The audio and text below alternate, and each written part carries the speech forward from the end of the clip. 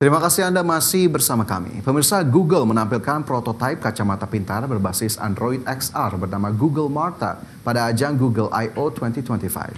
Ya, perangkat ini bukan untuk dijual secara komersial, melainkan sebagai demonstrasi teknologi masa depan dari platform realitas tertambah Google. Google menampilkan prototipe kacamata pintar berbasis Android XR bernama Google Martha pada ajang Google I/O 2025. Companion app untuk Google Martha memiliki antarmuka mirip dengan aplikasi Pixel Watch. Hal ini menunjukkan struktur pengujian awal yang bergantung pada smartphone sebagai kontrol utama. Dari sampel yang disajikan, kacamata ini hanya menyediakan layar di lensa kanan. Sementara itu lensa kiri kosong, kemungkinan untuk menjaga visibilitas pengguna terhadap lingkungan sekitar. Desain ini disesuaikan untuk penggunaan sehari-hari tanpa menghalangi pandangan langsung pengguna terhadap dunia nyata. Google Martha menjadi bukti nyata komitmen Google membawa teknologi smart glasses menuju pasar massal. Meski bukan produk retail, prototipe ini membuka jalan bagi kacamata pintar berbasis Android XR dengan dukungan AI Gemini. Perkembangan selanjutnya akan sangat tergantung kesiapan hardware dan kesiapan ekosistem perangkat pendukung. Berbagai sumber IDX Channel. Alipay Plus bekerja sama dengan Meizu meluncurkan metode pembayaran pertama di dunia melalui kacamata pintar Meizu Starfish Snap berteknologi AR. Pengguna tak lagi memerlukan smartphone, cukup mengenakan kacamata pintar dan memindai kode QR atau perintah suara untuk menyelesaikan transaksi. Alipay Plus bekerja sama dengan Meizu meluncurkan metode pembayaran pertama di dunia melalui kacamata pintar Meizu Starfish Snap berteknologi AR. Transaksi menggunakan kacamata AR ini memanfaatkan perpaduan teknologi NFC, pemindaian QR, serta voice recognition berbasis AI. Sistem memeriksa niat transaksi dan verifikasi suara untuk memastikan keamanan dan akurasi pembayaran. Perangkat ini dilengkapi optical waveguide untuk tampilan AR, suara diarahkan dengan fitur noise reduction, dan kamera built-in untuk scan QR. Meizu memperkenalkan SDK Alipay Plus pada April 2025, sejak itu teknologi diuji coba di Indonesia dan berbagai negara mitra. Transaksi pertama kali berhasil dilakukan di Hong Kong menggunakan Alipay Edge pada kacamata Starfish Snap. Studi lapangan ini mencatat respon cepat dan nyaman tanpa perlu melihat layar HP.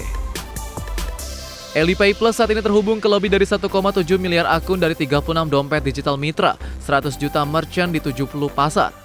Fitur kacamata pintar akan diperluas ke mitra global sepanjang 2025 setelah proses integrasi SDK selesai. Platform Alipay Plus kini menawarkan model konteks protokol dan Gen AI Cockpit, memungkinkan mitra fintech mengakses AI-powered payments, analisis perilaku pengguna, dan pelibatan pelanggan terpadu. Fitur kacamata pintar menjadi bagian lanjutan dari strategi inovasi ini. Meizu berharap kacamata pintar dapat berkembang menjadi perangkat pribadi seperti smartphone, memudahkan pengguna dalam aktivitas sehari-hari. Peluncuran metode pembayaran via kacamata pintar menandakan era baru interaksi digital. Misi dari Alipay Plus dan Meizu adalah menyediakan teknologi seamless dan hands-free untuk konsumen global. Alat ini diharapkan memperluas akselerasi dompet digital dan membuka peluang baru di industri AR dan fintech. Berbagai sumber IDX Channel.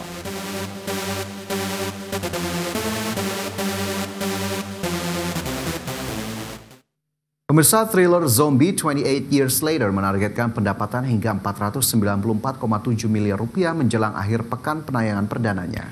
Ya, meski meraih pembukaan terbesar dalam waralaba Undead tersebut, pendapatan global film ini masih di bawah ekspektasi.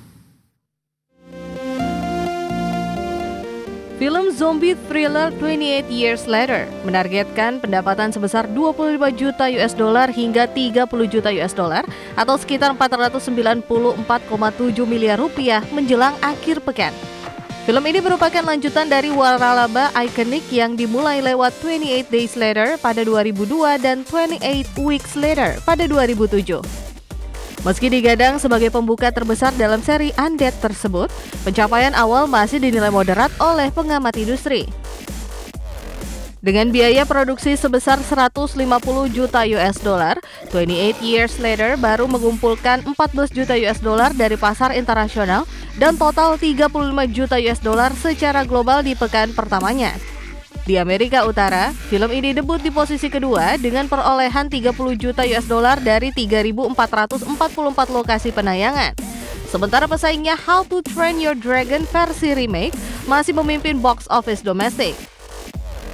Film ini unggul tipis atas Elio produksi Pixar yang hanya mencetak 21 juta US dollar dari 3.750 bioskop dan mencatat awal terburuk Pixar dalam sejarah modern. Adapun penonton memberikan rating B pada film 28 Years Later, menandakan respon yang cenderung biasa saja menurut CinemaScore. Meski begitu, film ini dinilai cukup berpotensi untuk menjadi film terlaris dalam waralaba dengan target jangka menengah yang realistis. Berbagai sumber IDX Channel.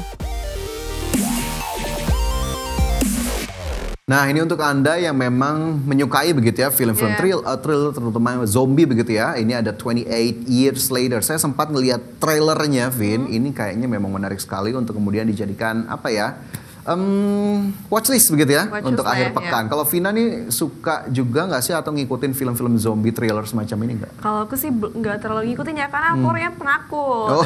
Tapi akhir-akhir ini aku banyak nonton Mission Impossible, How to Train Your Dragon. Kayaknya akhir-akhir ini memang lagi banyak film-film bagus ya bermunculan ya. Oke, ini tentunya bisa menjadi inspirasi ya kalau memang bosan begitu ya weekend, apalagi kalau nggak salah di Jumat ini kita tanggal merah ya Vin ya. Long weekend ya. Long weekend. Nah, ini bisa juga ditambahkan bagaimana kemudian akhirnya mau nonton atau menghabiskan akhir pekan bersama keluarga. Nah, nonton mungkin bisa jadi salah satunya pemirsa. Salah satu tadi zombie thriller 28 Years Later. Tapi siapin aja ya untuk kemudian tadi kalau Vina agak takut ya mungkin bisa geser lah ya ke film-film lainnya. Oke, dari soal film ya Vin ya, kita bergeser ke dunia olahraga nih pemirsa. Bagi Anda para pecinta sepak bola, transfer pemain Florian Wirtz telah diresmikan dan Wirtz kini masuk jajaran pemain dengan gaji tertinggi di Liverpool. Ya, nilainya bahkan lebih tinggi dari sejumlah pemain senior seperti Alisson Becker, Andy Robertson, dan Diogo Jota. Bintang muda Jerman ini diboyong dengan mahar mencapai 116 juta euro. Transfer Florian Wirtz telah diresmikan. Tidak hanya memecahkan sejumlah rekor transfer, Wirtz kini juga masuk jajaran pemain dengan gaji tertinggi di Liverpool. Bintang muda Jerman ini diboyong dengan mahar total mencapai 116 juta euro. Transfer Wirtz memecahkan 4 rekor sekaligus, yaitu rekor pemain termahal Liverpool, pemain termahal Liga Premier Inggris, penjualan termahal Bayer Leverkusen, dan pemain termahal Jerman. Di Liverpool, Wirtz juga akan menjadi salah satu pemain dengan gaji tertinggi. Nilainya bahkan lebih tinggi dari sejumlah pemain senior seperti Alisson Becker, Andy Robertson, dan Diogo Jota. Berbagai sumber ada di channel.